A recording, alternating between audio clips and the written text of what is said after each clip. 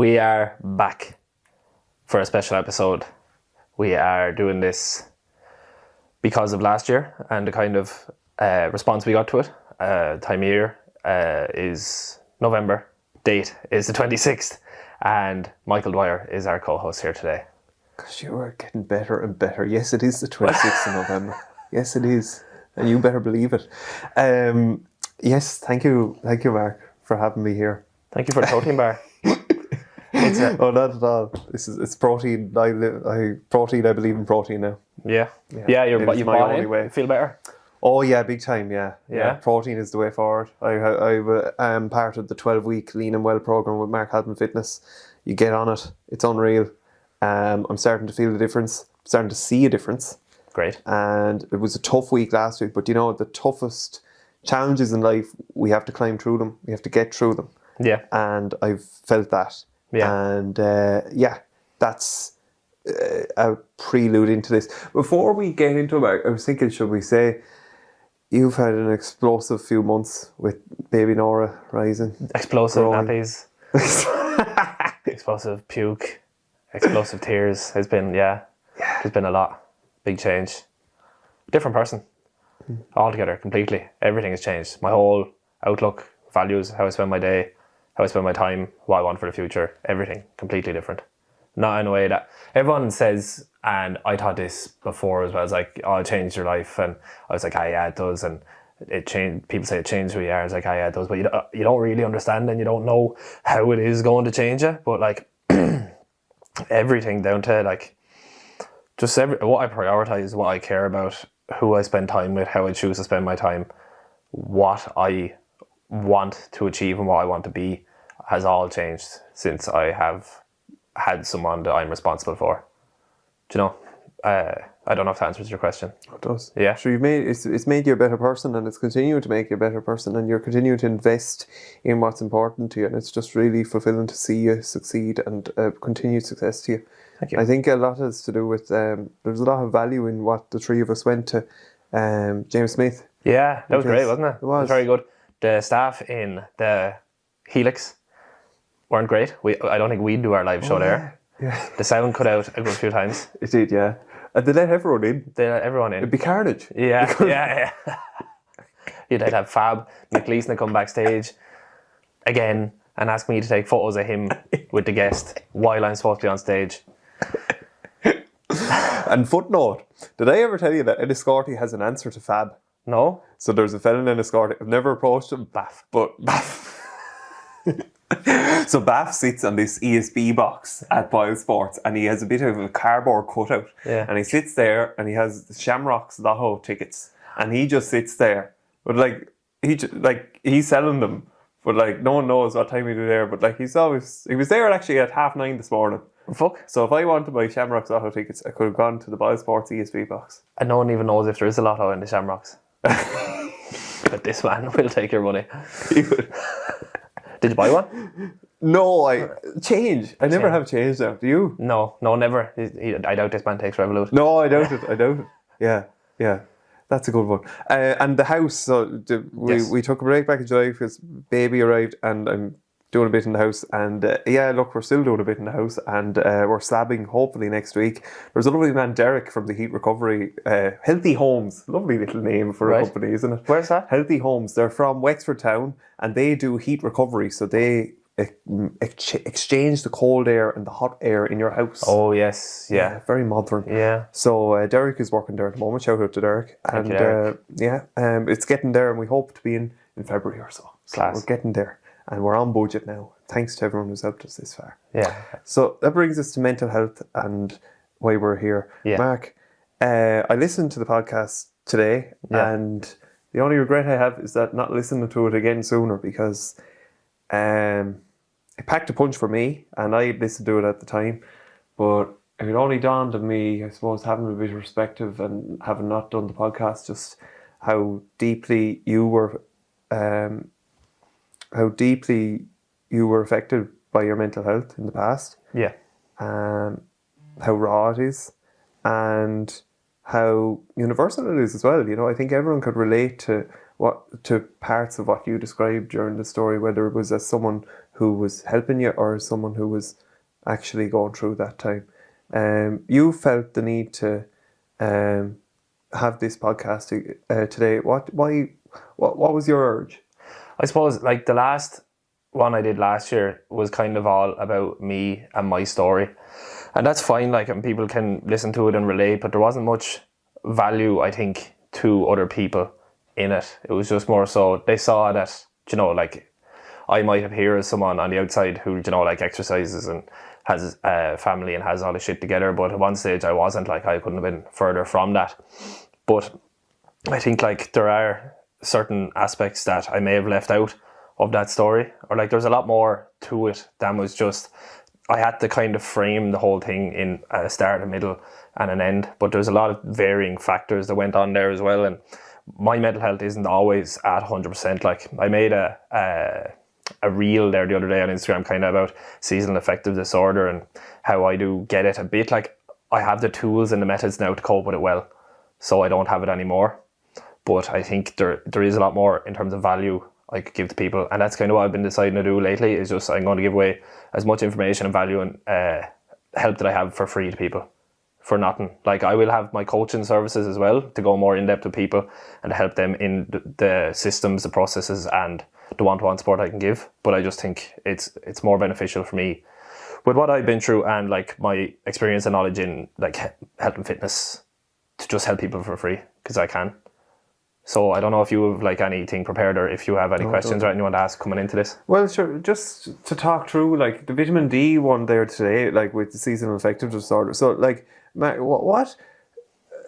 Obviously, it's to do with when the season changes, and we don't get a lot. Some days here we overcast all day, and you can feel like you could be stuck in an office, and you could go in when it's dark and come out when it's dark. Like, what is it for you that affects your sense of self and your well-being when it's in this dark time of year? I honestly think a lot of it is just biology.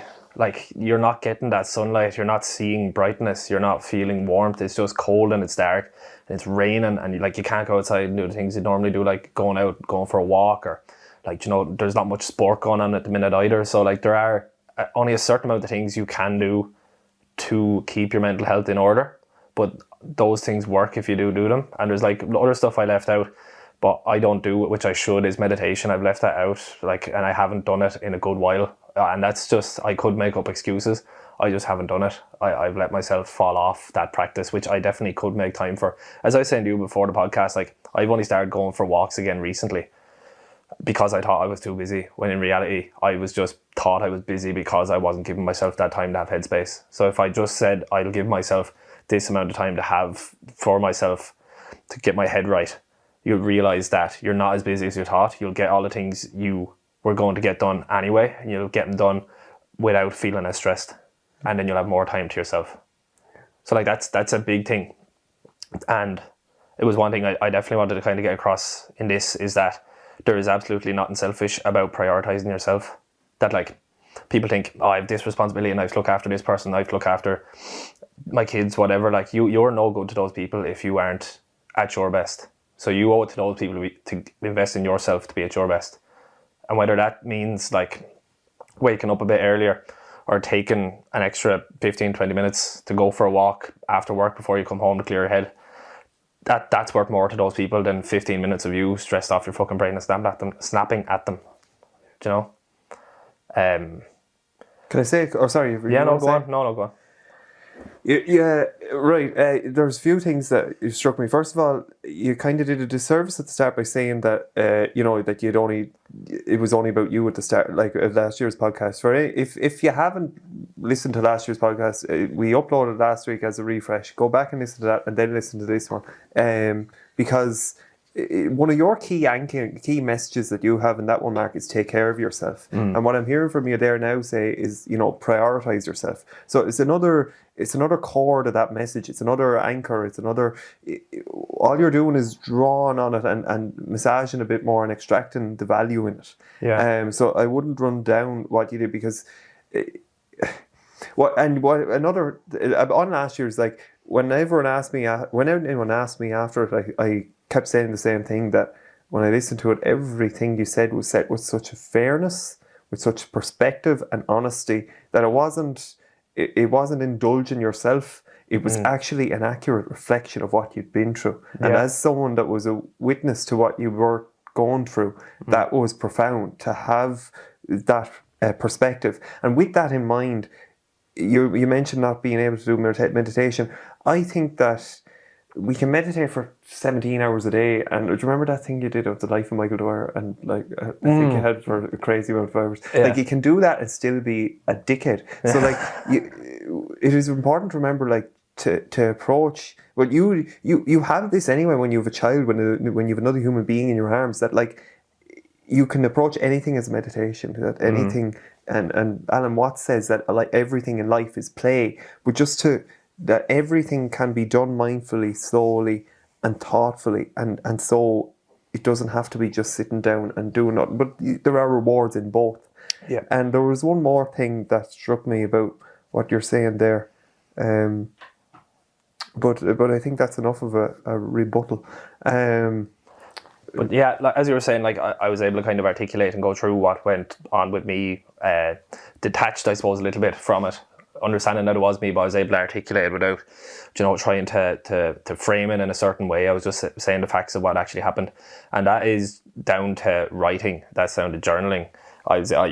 You think you know what you think, but you actually don't. Your mind is like a fucking 10 different roundabouts crossing over each other, like, and you think you're on one thought and then it goes a different way. But if you actually write it down, you're able to form a clear pattern of your thoughts, and you're able to objectively view anything you want. So like, we took a load of books out of this house when we moved into our new place, and there's a load of boxes, and they're full of hardbacks of stuff I used to write down. Every morning I'd get up and I'd write, and I'd say I wrote almost every day for maybe 4 years. And it's not that you have to commit now to writing 4 years of journaling, but like, starting one day will improve your day. I still do it, but so like when I get to work in the morning, I'll just write down a couple of points, like what I'm grateful for, stuff that's gone in my head, and just get it out of my head and onto the page. But being able to do that was massive. And Breed, I'm going to rat her out here, read one of my journals the other day when we were moving books around. Now, I don't care, it's fine, like, she's more than welcome to read them. But, because I'll never read back over them, but I don't want to throw them out either for some fucking reason. You said before, like, you hoard all these papers or whatever. I don't know why I do that as well. I think I'll read them someday, but I never will, like. She read through one of them, and it said, I liked your quote in one of your journals. And I was like, you read it? And she's like, yeah. And like, no remorse. But anyway, she was like, it said, there's only one Mark Halpin, and that's me, so therefore I'm the best at being Mark. I'm the best at it. So, and that was huge. And that was something that definitely changed my perspective. And that isn't something I actually thought and then wrote down. I wrote it as I thought it as I was writing. So those thoughts come to you. So that's the importance of journaling. And just on that quote itself, that there is only one of you, so you are the best at it. Like, a lot of frustration and a lot of my like anger and I suppose other things that I held inside were because I was trying to be something I wasn't. I wasn't happy, or I wasn't comfortable being happy with who I was, and it led to a lot of like staying attached to friends that weren't serving me, or to relationships that weren't serving me, or I wasn't serving them either. Like, but being able to just be comfortable with yourself, and if that means you lose people that aren't congruent with that, that's actually a good thing. You might fear that loss, but it's actually a good thing once you get to a place where the people around you know who you are and accept who you are, and you're friends with them and they accept you. That's worth way more than having the current friends you do who don't actually know who you are. Yeah. Do you think this is a male quality, or more so male quality? Or do you think it is, or can anyone have this quality? What, the reflection? The rootlessness, or the prioritization, or the clarity. No. You think this is universal, right? Yeah, okay. Absolutely, yeah. I absolutely think so. Yeah. No, it's just interesting. Like, I'm teasing this out for my own sake as well, because I've been soft, I've been nice guy, and in turning that around, well, I suppose it is universal, yes. Because for a woman, if a woman is a doormat, the same principles apply in how she rebuilds herself. Yeah. Yeah. And it's hard to find that balance as well, because you want to be nice to people. You should be. You should be friendly and empathetic, and you should try to help people as much as you can. But you have to be able to identify when someone is trying to take advantage of that kindness, and just be able to cut it there. Or just not even cut ties, just set your boundaries. This is it. And after that, they have to they'll respect you more for being able to do that. And then you can still be nice, you can still be kind to that person, but you're not giving away yourself to them. Yeah. Do you know? Is there more on this you want to say, Mark, or on that? On this this aspect of just try. I'm sorry, I know it's not as clear, but like just hopping back, I suppose, to I bought that vitamin D3 spray that your nutritionist recommended today, or that texts you privately. Yeah. That's really interesting. The fact that we can top up our to try and protect our body from what we're missing out on without sunlight. Yeah. Sunlight is massive. We do it fucking completely wrong here in Ireland. It's the one thing I miss so much about Australia is just the sun. Now the sun will burn you alive over there, but it's still like just even being able to see the light of it makes a massive difference. And I know our summers are actually getting fairly good here, where our winters are shit. Like some Breed actually said the other day we only have 5 weeks till the days start getting longer, which is great. Was it 22nd December? Yeah, and the days start getting longer. Yeah. I lived in Canada for a while, and it was just dark all the time. I somehow managed to lie my way in. Not lie my way. Someone had a contact, and they lied for me that I know how to fit kitchens. So I was working in a skyscraper in Calgary in Canada.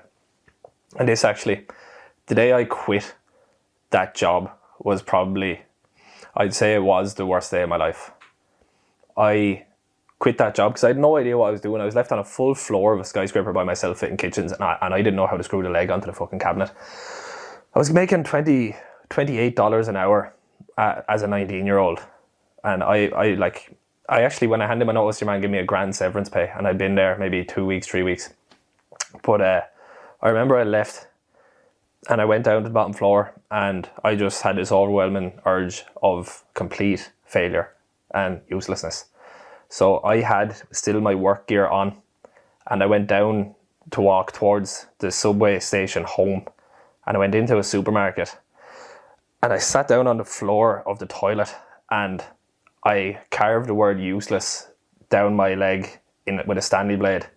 And I was sitting on the floor, and I don't know why, but the security guard in the supermarket knew something was up, and he came in, and you could see under a little slit in the door, and he could see I was sitting down. I could see him looking up at me, and he was saying he had called the police and they were on their way. And sure, I had no idea what was going on. I was fucking not in a well place, like. And so I was bleeding on the floor. I was after carving the word useless into my leg with a Stanley knife, and now the guards were on the way. So your man grabbed me. I unlocked the door, and your man grabbed me, pulled me outside, said police are coming. And I was like, why are the police coming? He said, you don't do drugs in my store. He thought I was shooting up heroin in the toilet stall in that shop. So I went home that day, and I think I rang my parents, and I just said, look, I'm coming home, I can't do this anymore. I flew home maybe a couple of days later, and when I arrived back in Dublin, my bags never arrived. So it was just this fucking absolute shit show. And from there, I basically had zero, like, I was living with a girlfriend over there at the time, and that broke up. I lived with her family actually over there as well. So all that was gone. I had nothing. I had no job, I had no money. I was in a terribly fucking bad place. For a couple of weeks after that, I couldn't sleep, so I got sleeping pills. And eventually one stopped working at night, so I'd have to take two. And I wasn't supposed to be doing that, so I'd run out early. And then two stopped working, so I'd have to mix it with alcohol in order to fall asleep. And then I never actually had a night's sleep. So I was either staying up all night, or I was just blacking myself out with sleeping pills and alcohol. And eventually, I can't remember what exactly the catalyst was on that one, but I think that might have been where someone reached out to me with my mind coach at that stage. Or that, as I said, like this part, like I was on antidepressants at the time, but I'd only take them when I felt like it. So again, this area of my life is kind of blurry. there isn't an exact timeline on it, but that's kind of how bad things got for me. So like, if I'm able to find a way to a place where I'm okay with myself, I have a fantastic life, I have a fantastic family, I'm comfortable with who I am, I'm doing a job I love, I'm engaged to be married and I have a child. Like I have a fantastic life at the minute and I'm absolutely blessed with it. But like, if I can be that fucking bad and have the life I want to have, like absolutely anyone can. You know, if you're even slightly unhappy with your life, imagine how fucking happy you could be if you just put some time into yourself, like. And that's kind of why, like, what I wanted to do out doing this podcast is, again, is like, if you're having a shit time at the minute, all it takes is just spend a bit of time on yourself and you can be fucking whatever you want to be. Like obviously I won't be able to play in the NBA, but I'll be able, like, to be happy. And that's the main thing. It's not about being what you want to be. Like, I could say I want to be a mechanical engineer, but I could be a mechanical engineer and still hate myself. Like, what you want to be is happy. You don't want to be a career. Yeah. You don't want to be a certain title. You just want to be happy, be accepting of your current situation and be glad you have it. You've mentioned before how much you appreciate Jordan Peterson's idea of that, the idea that it's what you do every day that matters more than anything, and like how you even meet your spouse, that sort of thing. Like, I think that's what these daily interactions are so more valuable. Yeah. It was someone said, I think it might have been, you know, your man Brian Keane, you read his book Rewire Your Mindset. It's like, show me what you do every day and I'll tell you where you'll be in a year. Like, that's so true. Like, I put a post in the Facebook group for the Lean and Well program the other day, or yesterday might have been, but it's just like, you can only do what's in front of you to do today. Like, if you you lay out 3 things you want to get done tomorrow, be it like exercise, go for a walk, or like eat a nutritious meal, hit your protein, hit your calorie targets. You set one of those as a priority, 2 that you'd like to achieve, and then, like, if you hit one of those, you've won the day. Like, so it's just about winning every day, because you can't win tomorrow yet. You're not there yet. Just do what's in front of you to do today, and then, like, you can go to bed happy, like you've achieved something. But you have to make it. You have to define it, what the goal is for today. Get that done. Maybe 2 more that you might like to get done. If you get those done, that's a fucking bonus. You end the day as a winner in your own eyes, and that's all that matters. Can I ask what might be a stupid question? Yeah. When you hear of someone dying by suicide, what goes through your head? I hate it. Some people say, like, it's selfish, or it's like, how could they ever do that? But you're not in that situation. You can't say that's selfish, because it's not you. Like, some people can be in so much fucking pain that they just can't see a way out, and they don't think about the people that are going to be left after. Do you know? And I'm sure if you asked almost all the people who have died from suicide, would they take it back? I'd say they take it back immediately. And like, now with social media, now with the internet, now with the resources that are there, like, you know where you can go. It's still going to happen. People are still going to do it. I absolutely hate it because of what it leaves, with the pain it leaves behind with the families, and like people with kids and brothers and sisters and parents, and like they have to live with that. You know, I don't think there is much worse than that. Losing a relative to suicide, or someone close to you. I don't think it does get much worse than that, because it's someone you love, but they didn't love themselves enough to stay, and that kills people. It eats people alive, and it gets easier as time goes by, but it's better if you cannot place that on people. You know, the help is there. Just like, if you're in a place where you're thinking that is an option for you, then there's also the option of finding the help and getting better and living a relatively good life again to start, and then seeing where you can take it from there, and not having to, not ruin, but like, basically ruin everyone you love or care about you's life for a very long time. There's 2 options, and I'd love it. I would love if anyone in that situation, like, maybe it's not someone listening to this, but if it is someone listening to this, like, you have the other option as well. Like, that is there, and it's a far, far fucking 1,000 times, 1 million times better option to take, always. That's the option I took. I could have took those 2 options. I took the option I'm talking about, and I got everything I wanted out of life so far, and my whole future ahead of me. There is fucking an actual solution to it, and it's good, and that's the one you should pick. That's so valuable, Mark. That what you described there is everything. It's absolutely everything when it comes to this. I know we can pin it on social media a bit, but I don't know. I just heard a few examples there lately of people in their 80s and 60s who would not be on social media and who end their lives. Yeah. It is, for me and from my perspective, I think meaning has a lot to do with it, and understanding that you're worthy, worth, a person's sense of worth is very important. But it's what you say there, whether they love themselves. But how you find meaning is totally unique as well, and it comes back to the whole Mark Halpin thing, that you have found it through personal training, through fitness, through applying yourself every day, your future wife, your daughter. For me, it's a different picture, but it's still valuable, and that I suppose without getting.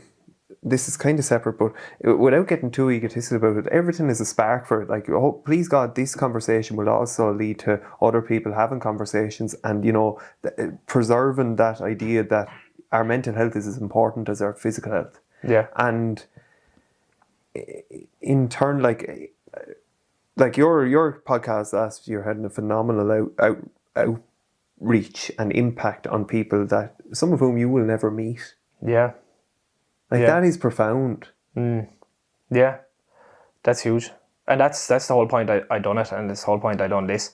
The way people I'll never talk to, or will never, like, even if they see me, or they know who I am, or they might not come up and say it to me, because, you know, there is that weird awkwardness of it. Like, you know, what do you say? And people are like, thank you for sharing. I was like, that's so weird. Like, don't say that. No, but like, I appreciate it. I honestly appreciate it. But, you know, you can tell they want to say something, but they don't know what the right thing to say is. And that's fine. I honestly really appreciate the sentiment of it. But it is, people are going to avoid having that. So, like, and that is what makes all that worthwhile to me. Like, everything I went through is so worthwhile, because I'm able to share how bad things got for me.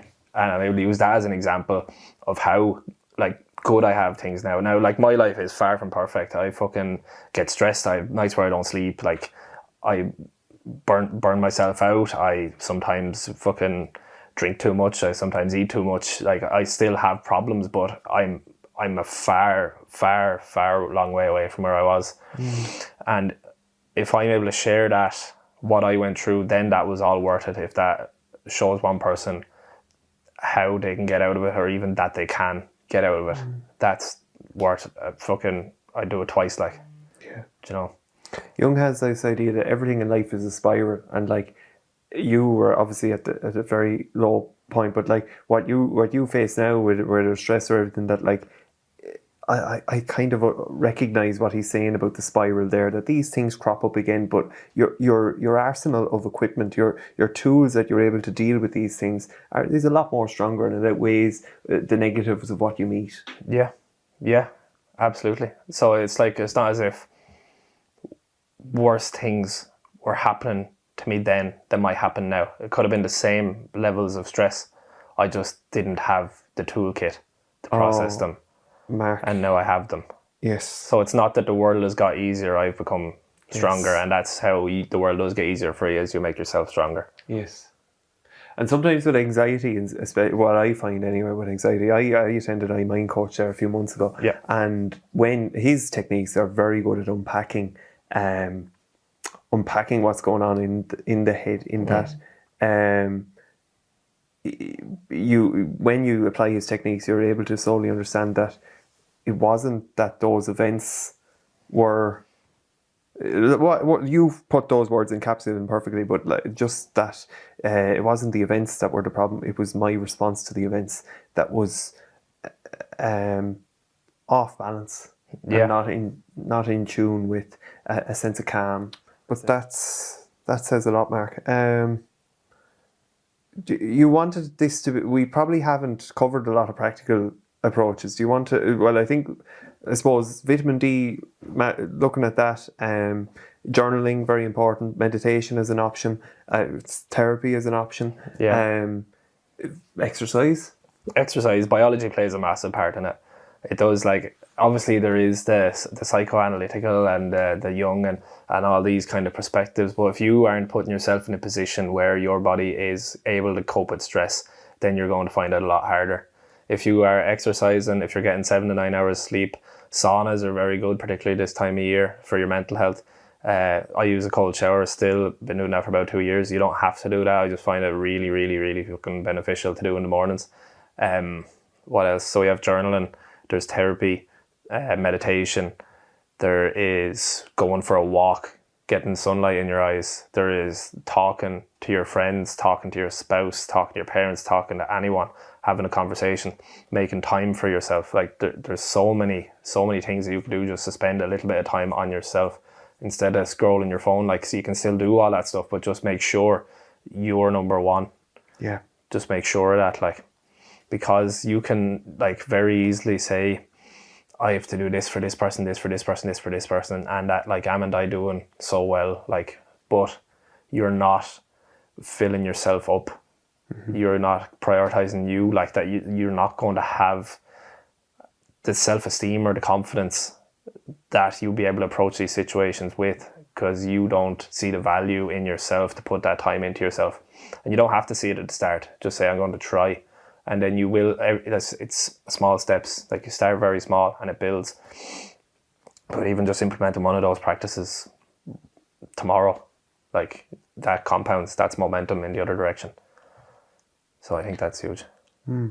Because everything has been about progress and looking back on it, can you elaborate more on, and I know we discussed it in the past, but it's such a valuable concept, the idea of compounding.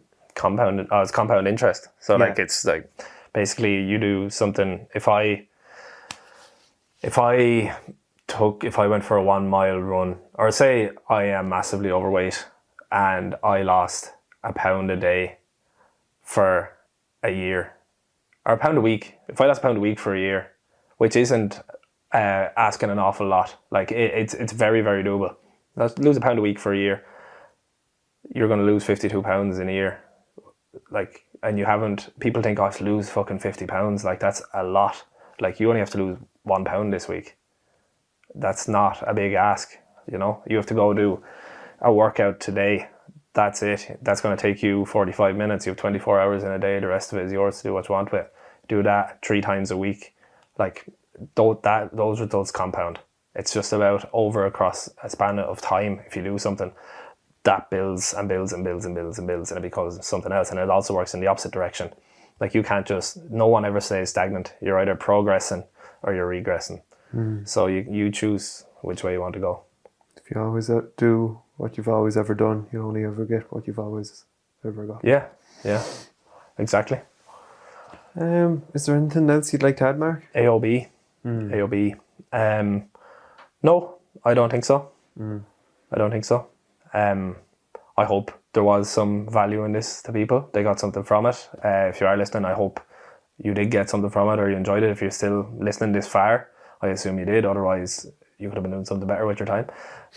But thank you for listening. I enjoyed doing this. I actually missed doing the podcasts.